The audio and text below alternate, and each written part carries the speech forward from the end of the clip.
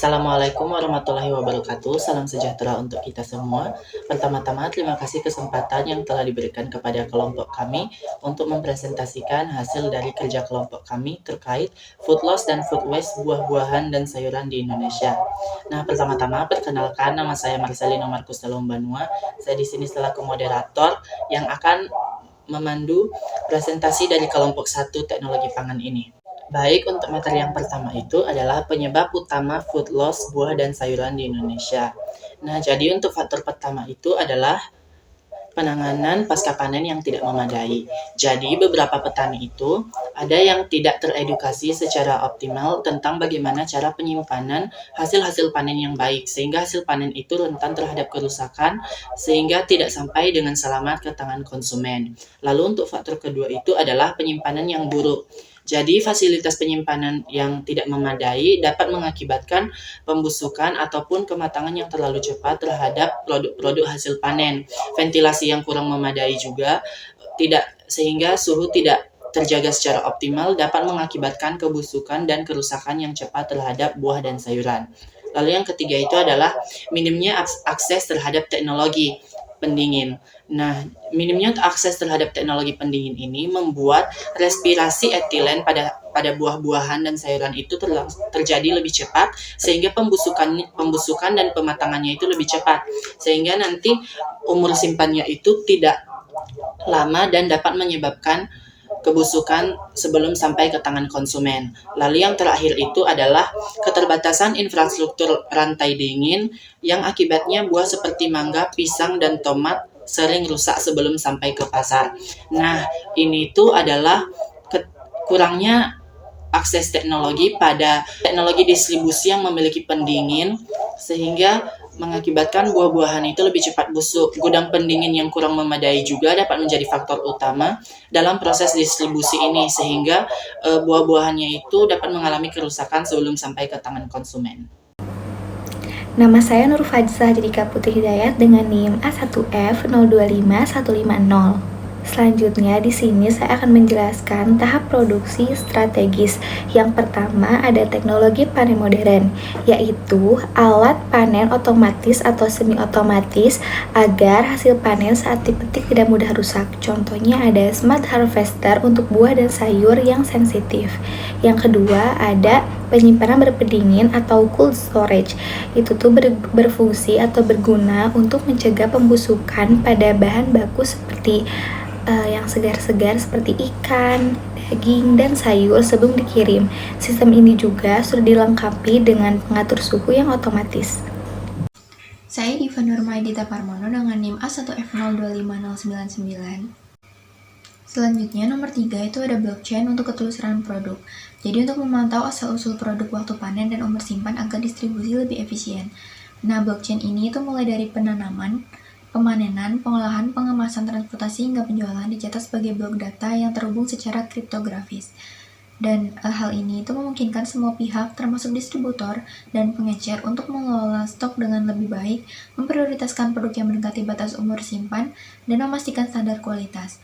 Dengan data yang akurat dan real-time, proses audit dapat dilakukan lebih cepat dan efisien, sehingga efisiensi distribusi itu dapat terjadi. Untuk yang keempat itu ada fermentasi dan pengolahan primer cepat. Dan fermentasi ini tuh bertujuan sebagai pengawetan alami. Jadi proses ini tuh dapat menghambat pertumbuhan mikroba pembusuk yang secara signifikan dapat memperpanjang umur simpan produk.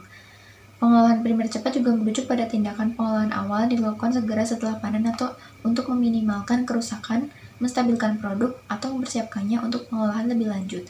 Tujuannya adalah untuk mengurangi loses pasca panen, yaitu menghambat proses kematangan atau pembusukan alami yang cepat setelah panen. Perkenalkan, nama saya Jihanada Hairnisa dengan NIM A1F025078. Di sini saya akan menjelaskan strategi dalam tahap produksi, yaitu pelatihan petani tentang panen dan penyimpanan yang benar. Selain itu, perencanaan produksi berdasarkan permintaan pasar agar tidak terjadi overproduksi. Lalu yang terakhir yaitu pengelompokan hasil panen agar hasil panen yang tidak sesuai dengan standar pasar itu dapat diolah dan dapat meningkatkan nilai jual produk tersebut. Assalamualaikum warahmatullahi wabarakatuh. Nama saya Zaskia Fatma Nur Fadila dengan NIM A1F025025. Selanjutnya, saya akan menjelaskan pada tahap distribusi. Yang pertama, rantai dingin terintegrasi atau cold chain system. Penggunaan truk berpendingin dan gudang dingin untuk mempertahankan suhu ideal dilengkapi dengan temperatur untuk memantau suhu selama pengiriman. Yang kedua, terdapat sistem logistik digital berbasis AI dan Big Data, yaitu untuk mengoptimalkan rute pengiriman agar waktu distribusi lebih cepat dan efisien. Kemudian, penggunaan AI untuk memprediksi permintaan dan mencegah stok berlebih. Yang ketiga, terdapat platform digital penghubung produsen dan konsumen, yaitu aplikasi yang menghubungkan petani langsung ke konsumen atau restoran, sehingga memperpendek rantai distribusi. Assalamualaikum warahmatullahi wabarakatuh. Perkenalkan, nama saya Dava Iksan Fadilah dengan NIM A1F025103. Selanjutnya adalah bagian strategi tahap distribusi. Nah, strategi tahap distribusinya itu yaitu penerapan first in first out.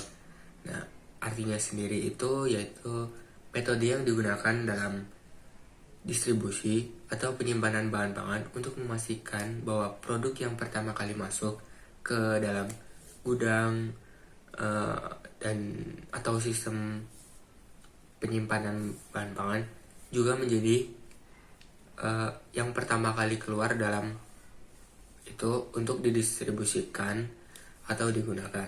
Nah, manfaatnya sendiri itu untuk mengurangi resiko food loss akibat produk basi atau kadaluarsa.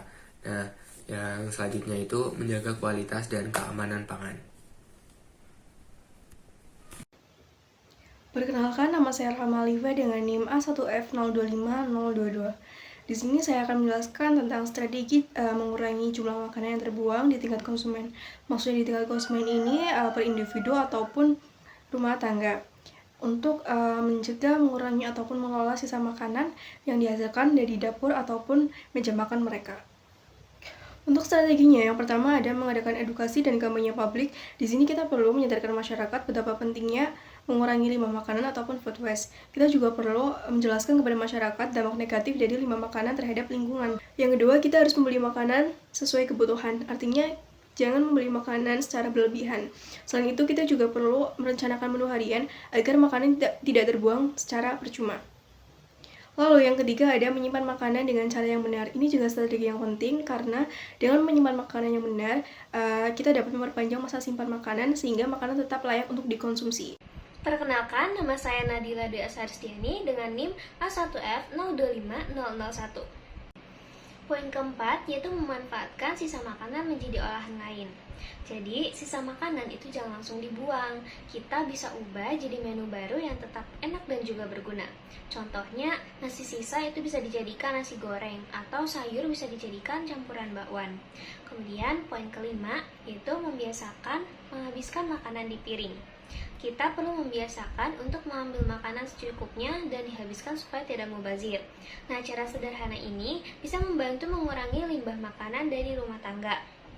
Dan yang terakhir, poin keenam yaitu memberikan diskon untuk produk mendekati kadaluarsa di retail dan supermarket agar tetap bisa dikonsumsi, bukan dibuang.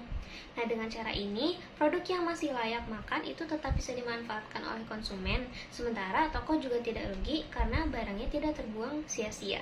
Perkenalkan, nama saya Mila Rizkyana Putri dengan NIM A1F025098.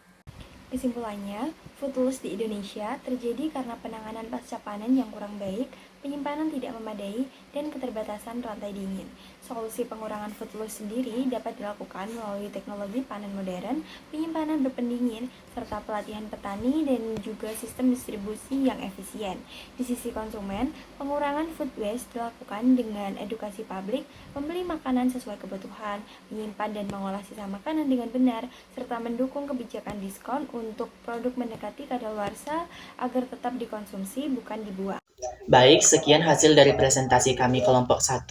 Apabila ada kesalahan dari tutur kata maupun cara kami menyampaikan materi pada kesempatan kali ini, kami memohon maaf sebesar-besarnya. Saya akhiri dengan salam. Assalamualaikum warahmatullahi wabarakatuh.